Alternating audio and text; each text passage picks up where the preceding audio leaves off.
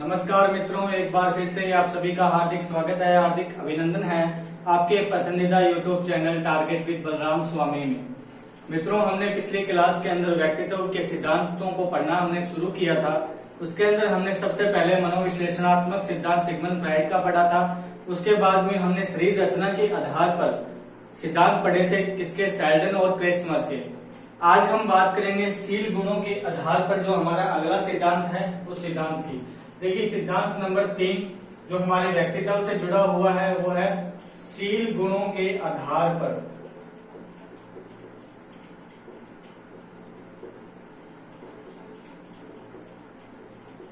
शील गुणों के आधार पर जो सिद्धांत दिया था व्यक्तित्व का, वो दो व्यक्तियों ने दिया था।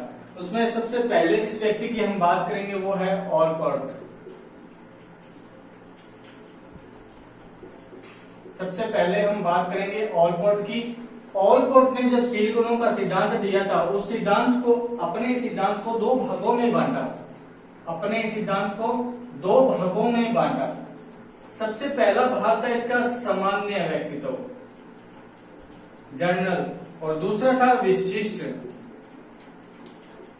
यानी कि एक स्पेसिफिक व्यक्ति या स्पेसिफिक पर्सनैलिटी जिस व्यक्ति की हो वो विशिष्ट के अंदर, और जो एक जनरल व्यक्तित्व या जनरल पर्सनैलिटी रखता है वो सामान्य के अंदर रखा था।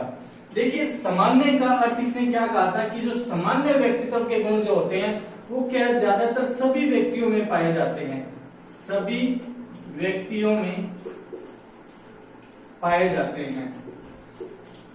और जो विशिष्ट होते हैं वो व्यक्ति विशेष में पाए जाते हैं, व्यक्ति विशेष में पाए जाते हैं। ठीक है, यह बात हुई। इसने दो भागों में बांटा। ऑलपोर्ट ने अपने शील गुणों के आधार पर व्यक्तित्व के सिद्धांत को सामान्य और विशिष्ट। सामान्य का अर्थ हमें ये याद रखना है कि ये सभी व्यक्तियों में, समाज में जितने व्यक्ति हैं उन सभी व्यक्तियों में पाया जाएगा। जैसे कि प्रशंसा, यानी कि हर व्यक्ति चाहता है कि मेरी प्रशंसा हो, मुझे सम्मान प्राप्त हो। और सहयोग की भावना हर व्यक्ति के अंदर पाई जाएगी कहीं ना कहीं, यानी ज्यादातर ये व्यक्तियों में पाई जाती है। ठीक है, दूसरी तरफ हम बात करेंगे विशिष्ट व्यक्तित्व का सिद्धांत, व्यक्तित्व का जो प्रकार है उसे इस ऑलपोर्ट ने आगे 3 भागों में डिवाइड किया। आगे 3 भागों में डिवाइड किया। ठीक है, अब ये 3 भाग कौन कौन से थे उसमें देखिए। पहला था प्रमुख शील गुण, प्रमुख शील गुण। ठीक है, फिर बात करते हैं केंद्रीय शील गुण।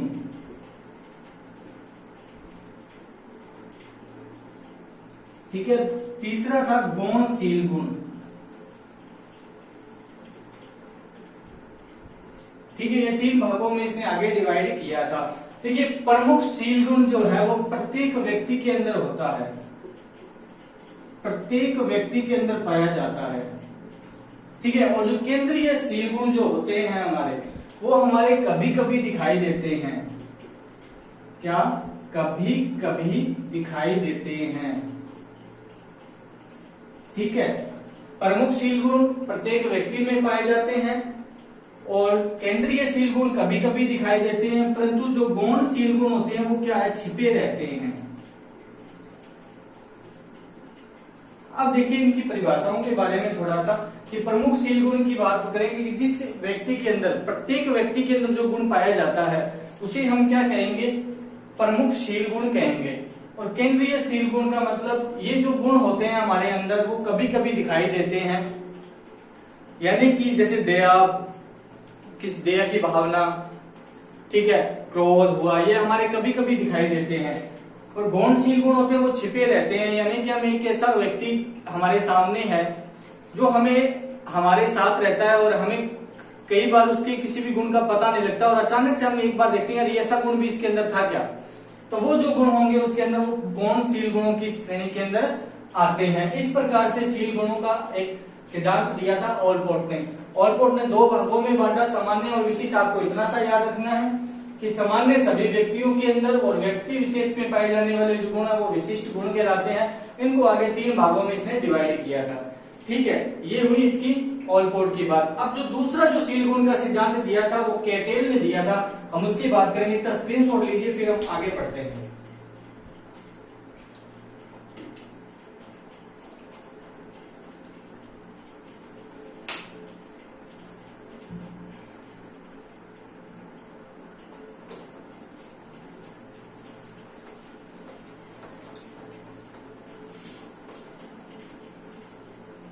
अब हम बात करेंगे सील गुणों के आधार पर कैटेल का सिद्धांत।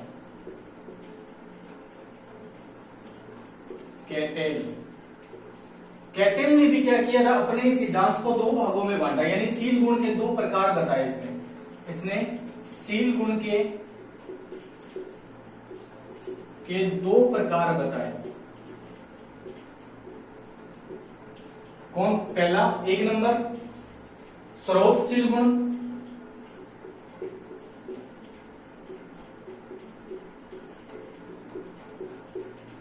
और दूसरा इसने बताया था सतही सील गुण। दूसरा बताया था सतही सील गुण।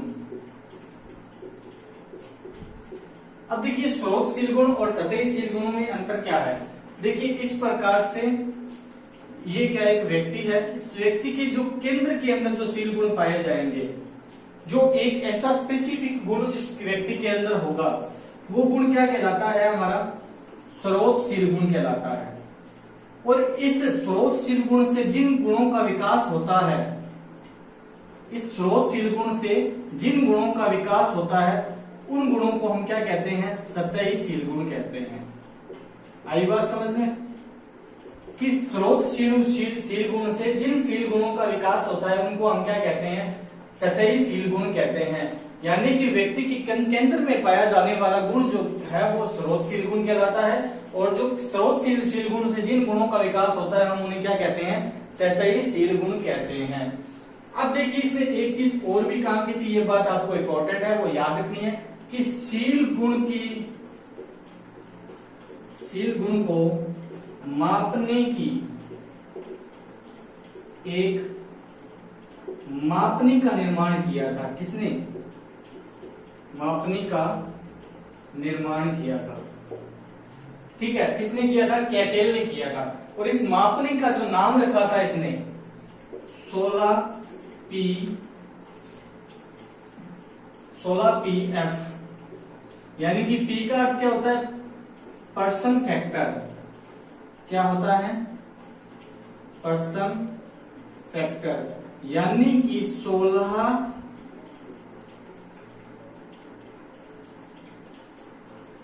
व्यक्ति कारक, यानी कि इसने व्यक्ति के 16 कारक बताए थे। ठीक है, इससे आगे इसने कारकों का नाम नहीं बताए थे कभी भी, कहीं पे भी आपको इसके कारकों के नाम नहीं मिलेंगे। आपको इतना ही मिलेगा कि इसने 16PF नाम की एक मापनी बनाई थी। किसको नापने के लिए? सील गुणों को मापने के लिए। ठीक है, जिसका इसने नाम रखा था 16PF, और इसमें 16PF का अर्थ होता है 16 व्यक्ति कारक।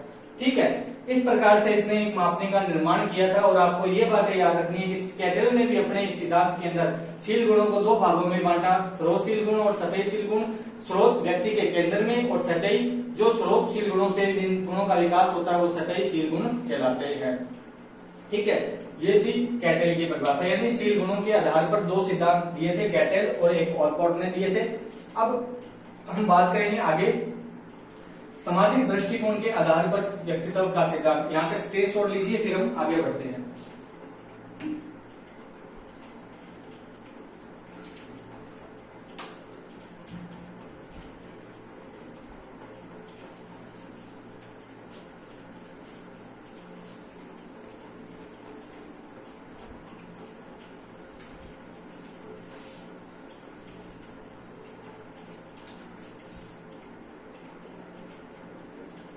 सामाजिक दृष्टिकोण के आधार पर व्यक्तित्व का सिद्धांत। क्या है? सामाजिक दृष्टिकोण के आधार पर व्यक्तित्व का सिद्धांत, ये सिद्धांत दिया किसने था, इसका प्रतिपादक था कार्ल यूंग। कार्ल यूंग ने इस सामाजिक दृष्टिकोण के आधार पर व्यक्तित्व का सिद्धांत दिया था। देखिए कार्ल यूंग ने सामाजिक दृष्टिकोण के आधार पर व्यक्तित्व के इस सिद्धांत को दो भागों में बांटा था। सबसे पहला बहिर्मुखी व्यक्तित्व, बहिर्मुखी व्यक्तित्व, ठीक है। दूसरा इसने बताया था अंतर्मुखी व्यक्तित्व।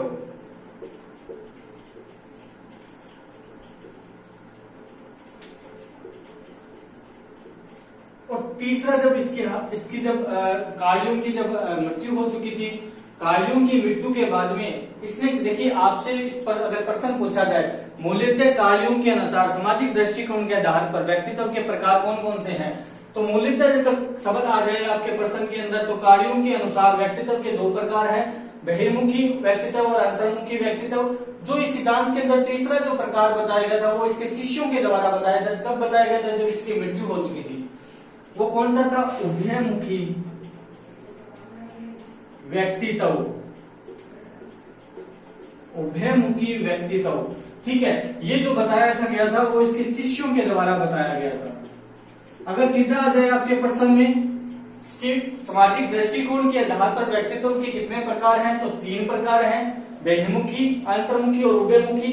अगर पूछ लिया जाए मूलतः सामाजिक दृष्टिकोण के आधार पर कार्ल यूंग के अनुसार कितने व्यक्तित्व के प्रकार हैं, तो कौन कौन से हैं, बहिर्मुखी और अंतर्मुखी। ये 2 बातें आपको याद रखनी है। अब देखिए बहिर्मुखी व्यक्तित्व कौन कौन से होते हैं, एक एक करके हम अलग अलग पढ़ेंगे इनको। सबसे पहले हम बात करेंगे बहिर्मुखी व्यक्तित्व की। क्योंकि जो बहिर्मुखी व्यक्तित्व वाले व्यक्ति होते हैं वो एकांत प्रिय होते हैं। क्या होते हैं, एकांत प्रिय होते हैं। पहली बात तो ये क्या होते हैं, संकोची होते हैं। क्या होते हैं, संकोच की भावना होती है इन व्यक्तियों के अंदर। ये आत्मचिंतक होते हैं, सोचते रहते हैं अपने ही बारे में, आत्मचिंतक होते हैं। ये अध्ययनशील होते हैं, पढ़ाई में इनका बहुत ज्यादा ध्यान होता है। अध्ययनशील होते हैं, पढ़ते रहते हैं, ठीक है, अध्ययनशील रहते हैं। और ये व्यक्ति क्या होते हैं, लज्जाशील होते हैं, अपनी इंसल्ट बहुत फील करते हैं। लज्जाशील व्यक्ति होते हैं ये।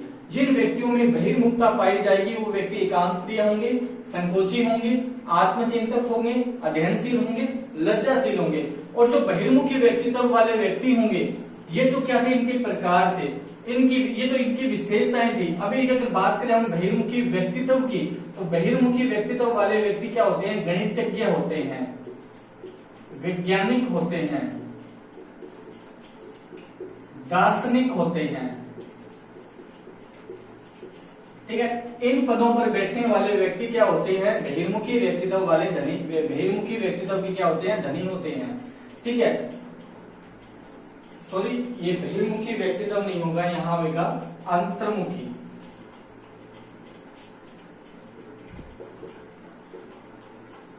ये अंतर्मुखी के प्रकार हैं आपके, ठीक है। अंतर्मुखी व्यक्तित्व के अंदर एकांत प्रिय होगा व्यक्ति, संकोची होगा, आत्मचिंतक होगा, अध्ययनशील होगा और लज्जाशील होगा। ये गणितज्ञ होंगे, वैज्ञानिक होंगे और दार्शनिक होंगे, ठीक है। अब हम बात करेंगे बहिर्मुखी व्यक्तित्व की।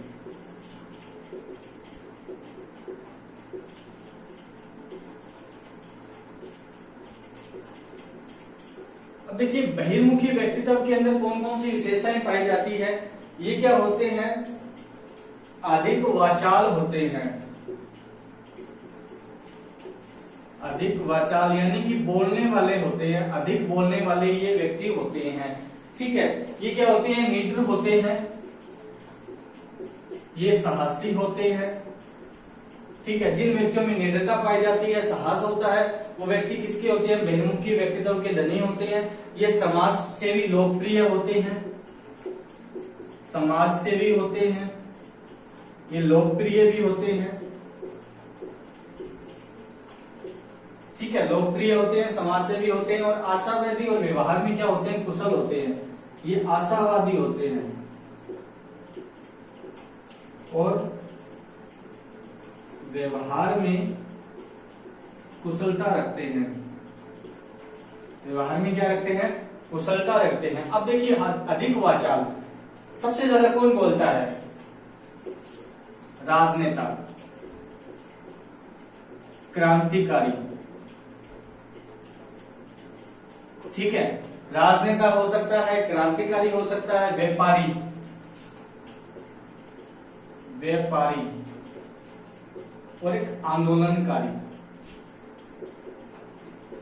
अब यहाँ पे आपको ये चीजें याद रखनी है। देखिए इस सिद्धांतों के अंदर ये जो व्यक्तित्व के जो सिद्धांत है, आपको इनके अंदर जो पर्सन मिलेंगे वो आपको एक कहानी के तौर पे प्राप्त होंगे। आपको याद रखना है कि अगर एक राजनेता की बात हो रही है तो राजनेता जो होगा, आपको पता है कि राजनेता में एक बोलने की योग्यता होनी चाहिए, यानी कि बोलने की योग्यता है तो अधिक वाचाल है। अधिक वाचाल किसके अंदर आता है? बहिर्मुखी व्यक्तित्व के अंदर आता है। अगर कोई व्यक्ति क्रांतिकारी है तो क्रांतिकारी व्यक्ति क्या होगा? समाज सेवी होगा और आशावादी भी होगा और वो लोकप्रिय भी होगा। ये एक दूसरे से जुड़े हुए होते हैं। राजनेता है वो भी क्या होते हैं? लोकप्रिय हो सकते हैं, आशावादी भी हो सकते हैं, समाज सेवी भी हो सकते हैं। व्यापारी भी क्या होता है? बोलने में परिपूर्ण होता है। आंदोलनकारी भी क्या होगा? व्यवहार में क्या होगा? कुशल होगा, आशावादी होगा और लोकप्रिय होगा और समाज सेवी होगा। तो इस प्रकार से ये जो पद हैं वो इन विशेषताओं के साथ में क्या होते हैं? जुड़े हुए होते हैं, ठीक है। जैसे इस प्रकार है, जैसे गणितज्ञ है तो गणितज्ञ क्या होंगे? आत्मचिंतक होंगे, अध्ययनशील होंगे, यानी कि अगर उनमें अध्ययन करने की एक योग्यता होगी, बार बार कुछ नया सोचने की, तो वैज्ञानिक होगा वो ही क्या नया सोचेगा, तो यानी कि वो अध्ययनशील है, आत्मचिंतक करता है।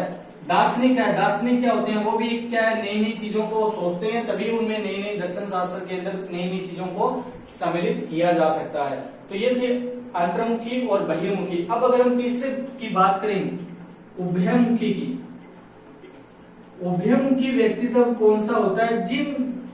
जिस व्यक्तित्व के अंदर अंतर्मुखी और बहिर्मुखी दोनों के गुण क्या होते हैं? सम्मिलित होते हैं, उसे हम क्या कहते हैं? उभयमुखी व्यक्तित्व कहते हैं। आपको इतना सा याद रखना है। उभयमुखी व्यक्तित्व के का अर्थ क्या होता है? जिन गुणों के अंदर अंतर्मुखी और बहिर्मुखी इन दोनों के गुण क्या होते हैं? सम्मिलित होते हैं, उनको हम क्या कहते हैं? उभयमुखी व्यक्तित्व कहते हैं, ठीक है। अब यहां तक आप स्क्रीनशॉट लीजिए, फिर हम आगे अगले सिद्धांत के बारे में पढ़ेंगे।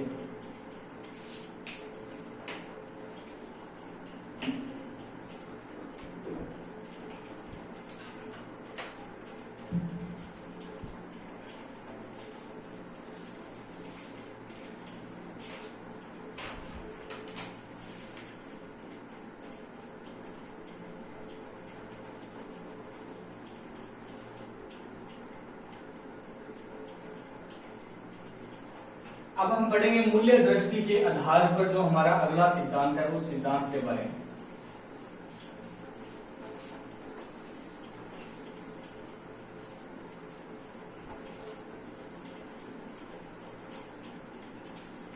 अब देखिए मूल्य दृष्टि के आधार पर सिद्धांत।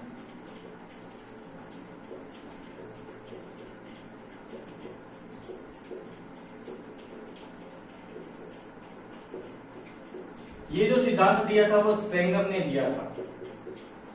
किसने दिया था? स्प्रेंगर ने दिया था। स्प्रेंगर ने 6 प्रकार बताए थे मूल्य दृष्टि के आधार पर। सबसे पहला था सैद्धांतिक, ठीक है। दूसरा था आर्थिक, तीसरा सामाजिक,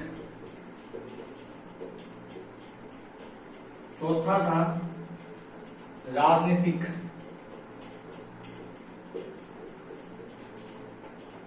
पांचवा आर्थिक और छठा था कलात्मक। ये 6 प्रकार बताए थे एक व्यक्तित्व के। किसने? स्प्रेंगर ने बताए थे। किस सिद्धांत के अंतर्गत? मूल्य दृष्टि के आधार पर। सिद्धांत के मूल्य दृष्टि के आधार पर व्यक्तित्व के सिद्धांत के अंदर स्प्रेंगर ने 6 प्रकार बताए थे व्यक्तित्व के, जिसमें सबसे पहला सैद्धांतिक था। जो व्यक्ति सैद्धांतिक होते हैं वो व्यक्ति क्या करते हैं? अपने जीवनचर्या को, दिनचर्या को क्या है? सिद्धांतों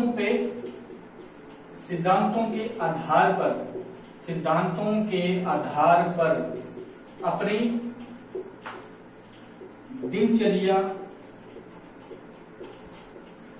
जीते हैं। यानी कि कोई जैसे कई व्यक्ति होते हैं वो कहते हैं सुबह मुझे 4 बजे उठना है तो 4 बजे उठना है, रात को मुझे 9 बजे खाना खाना है तो 9 बजे ही खाना खाना है, उसके बाद में नहीं खाना। यानी कि सब टाइम फिक्स करके वो अपने लाइफ को जीते हैं कि इतने मुझे ये काम करना है, इतने बजे मुझे ये काम करना है। यानी कि उन्होंने अपने सिद्धांत अपने जीवन में क्या बना रखे हैं, सिद्धांत बना रखे हैं। और ये जो व्यक्ति होते हैं सैद्धांतिक, वो विद्वानों को पढ़ना पसंद करते हैं और विद्वानों की जो बातें उन्हें अच्छी लगती है उनको वो अपने जीवन के अंदर क्या कर लेते हैं, शामिल कर लेते हैं।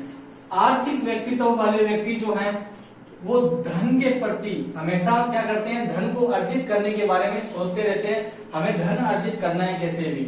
और सामाजिक जो होंगे व्यक्ति, वो समाज के अंदर रहेंगे, समाज की बातों में रहेंगे, समाज के बारे में सोचेंगे और समाज में क्या रहेंगे, सक्रिय रहेंगे। सीधी सी बात।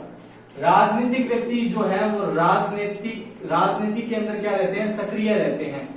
ठीक है, ये जैसे कोई सरपंच हो गया, कोई पार्षद हो गया, ये जो व्यक्ति होते हैं समाज के अंदर, पंच होते हैं गांव में, जैसे आपने सुना होगा कुछ व्यक्ति होते हैं वो सारे दिन क्या है, उनका एक ही काम होता है राजनीति करना। ठीक है, तो वो उस तरह के व्यक्ति होंगे जो राजनीति करेंगे, ऐसे पर्सनैलिटी वाले व्यक्ति। अगर हम बात करें धार्मिक, यहां आएगा धार्मिक व्यक्तित्व वाले जो व्यक्ति होंगे वो धर्म के प्रति रहेंगे, हमेशा सुबह उठ के पूजा पाठ करनी, मंदिर जाना, शाम को फिर मंदिर जाना, दिन भर क्या है पूजा पाठ में रहना। तो इस प्रकार के व्यक्तित्व वाले व्यक्ति होंगे। कलात्मक जो व्यक्ति होंगे वो कला और सौंदर्य के क्या होंगे, पुजारी होंगे।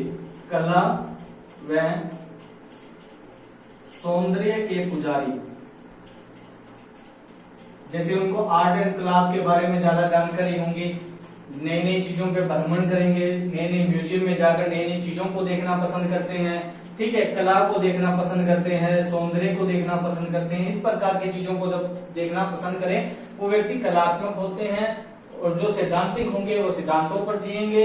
आर्थिक व्यक्ति हमेशा धन को अर्जित करने के बारे में सोचता है, सामाजिक व्यक्ति समाज में सक्रिय रहता है और राजनीतिक व्यक्ति राजनीति में सक्रिय रहता है और धार्मिक व्यक्ति धर्म में, और कलात्मक कला व सौंदर्य के अंदर। तो इस प्रकार से क्या है, मूल्य दृष्टि का सिद्धांत दिया था स्प्रेंगर ने, उसने अपने 6 प्रकार बताए थे। ठीक है, उसके बाद हम बात करेंगे हमारे अगले और अंतिम सिद्धांत के बारे में। जो हमारा अगला और अंतिम सिद्धांत है वो सिद्धांत हमारे लिए बहुत ही इंपॉर्टेंट सिद्धांत है, जो हम बार बार सुनते हैं और बार बार आपकी परीक्षा के अंदर पूछा जाता है।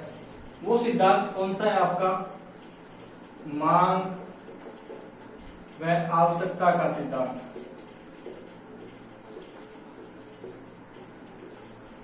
आवश्यकता का सिद्धांत। अब देखिए, आवश्यकता का सिद्धांत हमने अधिगम में भी पढ़ा था। जो किसने दिया था, टोलमैन ने दिया था। टोलमैन ने जो दिया था वो केवल आवश्यकता का सिद्धांत था, परंतु इसके साथ में क्या जुड़ चुका है, मांग जुड़ चुका है। मांग व आवश्यकता की जब हम बात करते हैं तो ये सिद्धांत किसने दिया था, अब्राहम मैस्लो ने दिया था। किसने दिया था, अब्राहम मैस्लो ने दिया था। अब्राहम मैस्लो ने व्यक्तित्व के अंदर मांग व आवश्यकता की मांग क्या है, व्यक्ति के लिए 5 मांगों का वर्णन किया था। व्यक्ति के लिए 5 मांगों का वर्णन किया था।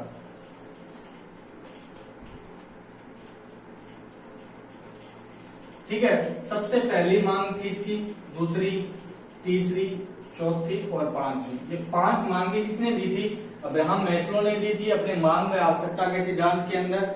जो सबसे पहले इसने मांग बताई थी वो शारीरिक आवश्यकता बताई थी, एक व्यक्ति की शारीरिक आवश्यकता। ठीक है, शारीरिक आवश्यकता के बाद में इसने जो दूसरी मांग बताई थी वो थी सुरक्षा की आवश्यकता। सुरक्षा की मांग। ठीक है, और तीसरी जो इसने मांग बताई थी समाज की मांग। समाज की मांग। ठीक है, और चौथी इसकी मांग थी सम्मान की मांग। और 5वीं थी आत्मसिद्धि। ठीक है, यानी कि व्यक्ति की सबसे पहली मांग क्या होती है, उसका रोटी कपड़ा मकान। रोटी कपड़ा मकान बचपन से सुनते आ रहे हैं ना कि एक शारीरिक आवश्यकता, अगर व्यक्ति को रोटी मिल जाए, उसे पहनने के लिए कपड़े मिल जाए और रहने के लिए क्या मिल जाए, मकान मिल जाए, रोटी और कपड़ा उसकी शारीरिक आवश्यकता है, मकान उसकी क्या होती है, सुरक्षा की आवश्यकता होती है। अब अगर जब उसे रोटी और कपड़ा मिल जाएगा, पहनने के लिए कपड़ा और खाने के लिए रोटी मिल जाएगी, अब वो व्यक्ति क्या सोचेगा, मुझे एक सुरक्षा के लिए मुझे एक घर होना चाहिए मेरा, तो वो अपनी सुरक्षा की मांग करेगा। जब उसे अपना एक घर होगा उसका, तो वो कहेगा कि अब मेरी समाज के अंदर भी मेरी मान और प्रतिष्ठा होनी चाहिए, तो समाज की उसकी एक मांग जीवित होंगी। उसके जब समाज के अंदर वो जाने लगेगा तो समाज में वो क्या पाएगा, सम्मान पाएगा कि मेरा घर परिवार के अंदर मेरे बच्चे, मेरे समाज के जो लोग हैं वो मेरा क्या करें, सम्मान करें। और फिर जो सब हर व्यक्ति क्या होता है, वो ये सब पाने के बाद में कहता है कि अब मुझे आत्म सिद्धि की ओर चले जाना चाहिए, आत्मा का परमात्मा के साथ में क्या होना चाहिए, मिलन हो जाना चाहिए। और आत्म सिद्धि तक कितने लोग पहुंचते हैं, केवल 5% लोग हैं जो आत्म सिद्धि तक पहुंचते हैं। यानी कि कुछ लोगों की यहाँ तक की आवश्यकताएं भी क्या होती है, पूरी नहीं होती है। केवल 5% लोग ऐसे होते हैं जिनको यहाँ तक की सारी आवश्यकताएं उनकी क्या हो जाती है, पूरी हो जाती है, और उनका आत्मा के साथ में, आत्मा का परमात्मा के साथ में क्या हो जाता है, मिलन हो जाता है, यानी कि उन्हें आत्म सिद्धि प्राप्त हो जाती है। ठीक है, इस प्रकार से इसने 5 मांगे बताई थी। सबसे पहले शारीरिक आवश्यकता, दूसरी सुरक्षा की मांग, समाज की मांग, सम्मान की मांग और आत्म सिद्धि। आपको ये याद रखना है कि ये एक 1 बाय 1 आपको याद रखना है, एक के बाद एक। सबसे पहले शारीरिक सुरक्षा, इनको सीक्वेंस से याद रखना है, इनको सीक्वेंस इसका नहीं बिगाड़ना है आपको। जब भी आपसे एग्जाम में पूछा जाएगा तो ये सीक्वेंस से पूछी जाएगी। एक बार फर्स्ट ग्रेड के एग्जाम में ये पूछी जा चुकी है कि अब्राहम मैस्लो के अनुसार 5 मांगे कौन कौन सी है, तो पहली शारीरिक सुरक्षा, सम्मान और आत्म सिद्धि। इस प्रकार से सीक्वेंस में पूछी गई थी, तो आपको ये सीक्वेंस के अंदर ही याद होनी चाहिए। तो आपके यहाँ पर सिद्धांत क्या होते हैं, कंप्लीट होते हैं। ठीक है, ये व्यक्तित्व के सिद्धांत हमने यहाँ तक कंप्लीट पढ़ लिए है। अब हम बात करेंगे व्यक्तित्व के मापन की विधियां। ठीक है, देखिए व्यक्तित्व के मापन की विधियां हम अगली क्लास के अंदर पढ़ेंगे। उससे पहले हम थोड़ा सा उसके बारे में क्या है, थोड़ा सा डिस्कस चर्चा कर लेते हैं।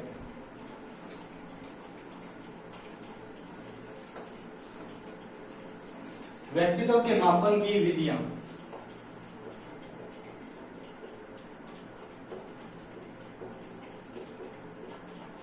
मापन की विधियां, देखिए व्यक्तित्व के मापन की 3 विधियां होती है। व्यक्तित्व के मापन को 3 विधियों के माध्यम से मापा जाता है। सबसे पहले आत्मनिष्ठ विधि,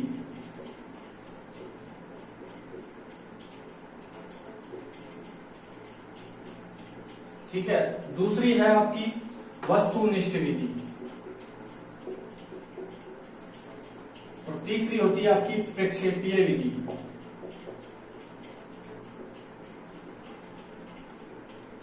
अब देखिए आत्मनिष्ठ विधि क्या होती है, इसका अर्थ क्या होता है, एक समय में एक व्यक्ति का मापन,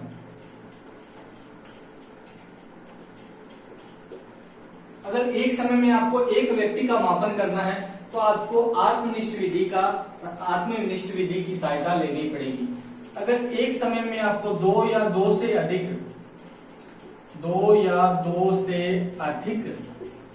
व्यक्तियों का अगर मापन करना है तो आपको वस्तुनिष्ठ विधि की सहायता लेनी पड़ेगी।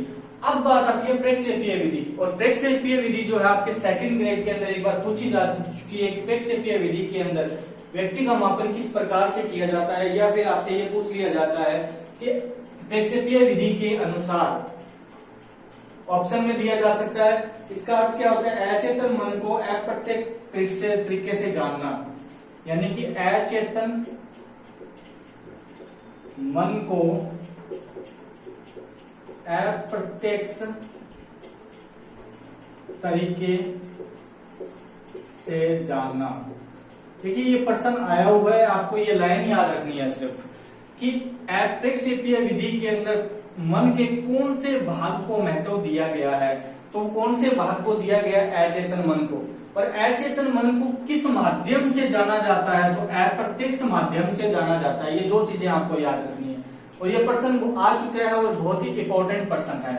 ठीक है, अचेतन मन की बात हुई है, अचेतन मन को अप्रत्यक्ष तरीके से जानना क्या कहलाता है, प्रक्षेपीय विधि के अंतर्गत आता है। ये आपको याद रखना है। ठीक है, अब बात करेंगे आत्मनिष्ठ विधि के अंदर और कौन कौन सी विधियां सम्मिलित होती है। सबसे पहली अवलोकन विधि।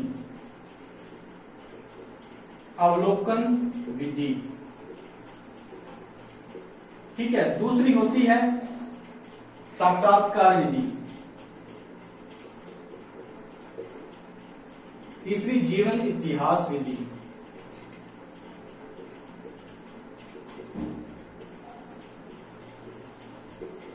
ठीक है। चौथी आपकी इसके अंदर होती है अंतदर्शन। ये जो विधियां होती है आपकी आत्मनिष्ठ विधियां कहलाती है। अवलोकन विधि, साक्षात्कार विधि, जीवन इतिहास विधि और अंतर्दर्शन विधि। इन विधियों के बारे में हम डिटेल से पढ़ेंगे कि इन विधियों का प्रतिपादक कौन है, इन विधियों के अंदर क्या क्या चीजें सम्मिलित होती है। उन चीजों को हम अगली क्लास के अंदर डिटेल से पढ़ेंगे। उससे पहले हम सिर्फ इनके नाम पढ़ेंगे कि आत्मनिष्ठ विधियां कौन कौन सी है। उसके बाद हम बात करेंगे वस्तुनिष्ठ विधियों की। तो वस्तुनिष्ठ विधियों के अंदर सबसे पहले बात आती है प्रश्नावली। देखिए, प्रश्नावली को आप आत्मनिष्ठ विधियों के अंदर भी जोड़ सकते हैं। बेशक आपके अंदर क्या होना चाहिए, प्रश्नावली। अगर एक व्यक्ति के ऊपर अगर प्रश्नावली का निर्माण किया जा रहा है तो उसको आत्मनिष्ठ विधि के अंदर सम्मिलित किया जाता है। अगर प्रश्नावली 2 से अधिक व्यक्तियों के बारे में या 1 से अधिक व्यक्तियों के बारे में अगर है तो उसको आप वस्तुनिष्ठ विधि के अंदर जोड़ेंगे। उसके बाद प्रश्नावली के बाद आपकी जो है निर्धारण मापनी, निर्धारण मापनी, ठीक है। तीसरे नंबर पर आपकी आती है क्रम निर्धारण मापनी,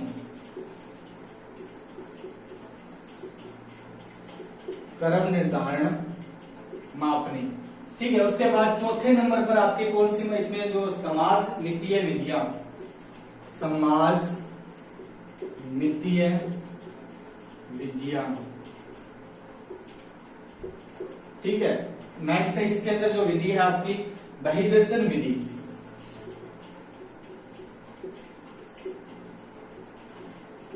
बहिर्दर्शन विधि, ठीक है। या हम इसे क्या कह सकते हैं, निरीक्षण विधि।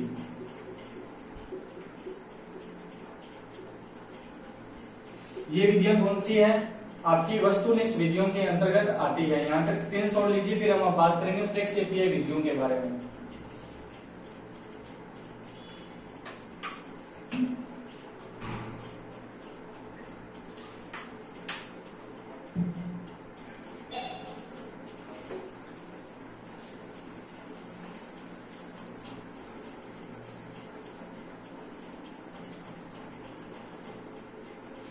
अब हम बात करेंगे प्रक्षेपीय विधियां।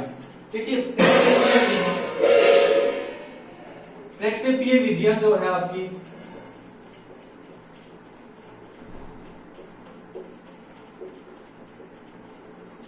उसमें सबसे पहले जिस विधि का नाम आता है, देखिए प्रक्षेपीय में जो विधियां काम में ली जाती है उनको विधि ना कहकर हम क्या कहते हैं, प्रविधि कहते हैं। क्या कहते हैं, देखिए प्रविधि। जब हम इन प्रविधियों को करेंगे तब हमें यह पता लगेगा कि विधि और प्रविधि में कितना अंतर होता है। विधि की सहायता के लिए जिस विधि का प्रयोग किया जाता है उसे हम क्या कहते हैं, प्रविधि कहते हैं, ठीक है। उसके अंदर सबसे पहले जो विधि आती है आपकी वह साचर्य प्रविधि, साचर्य प्रविधि, ठीक है। इसके अंदर जो दूसरी विधि आती है रचना पूर्ति प्रविधि, रचना पूर्ति प्रविधि, रचना पूर्ति प्रविधि, ठीक है। इसके बाद बात करें क्रम प्रविधि,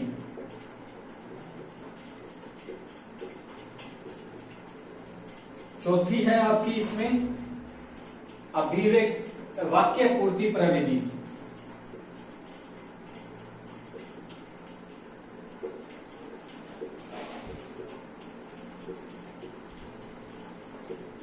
और पांचवी जो होती है आपकी इसके अंदर अभिव्यक्ति प्रविधि।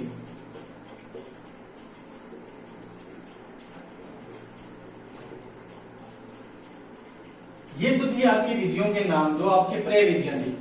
अब जो याद रखने वाली जो सबसे इंपॉर्टेंट चीज जो होती है इसके अंदर, वो होती है सबसे पहले आईबीटी। यहां से प्रश्न आता है आपके आईबीटी, इसे हम क्या कहते हैं, शाही धब्बा परीक्षण, शाही धब्बा परीक्षण। इंग्लिश में क्या कहते हैं हम इसको, इंक ब्लॉक टेस्ट, ठीक है। इसके बाद हम बात करेंगे आगे TAT। ठीक है, इसका क्या अर्थ होता है? Thematic appreciation test. क्या होता है? Thematic appreciation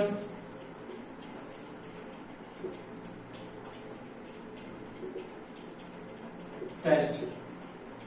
thematic appreciation test, इसका अर्थ होता है प्रासंगिक अंतर्बोध परीक्षण।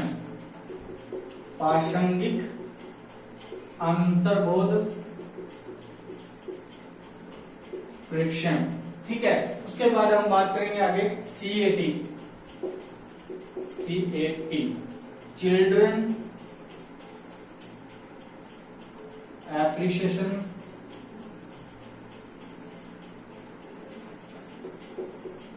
टेस्ट। ठीक है, चिल्ड्रन एप्रिसिएशन टेस्ट, बाल संबोध परीक्षण। इसका अर्थ क्या होता है? बाल संबोध प्रशिक्षण। ठीक है, उसके बाद हम बात करेंगे नेक्स्ट, वो है SAT। ठीक है, उसके बाद हम बात करेंगे SAT, सेंटेंस। इसका अर्थ क्या होता है? Sentence completion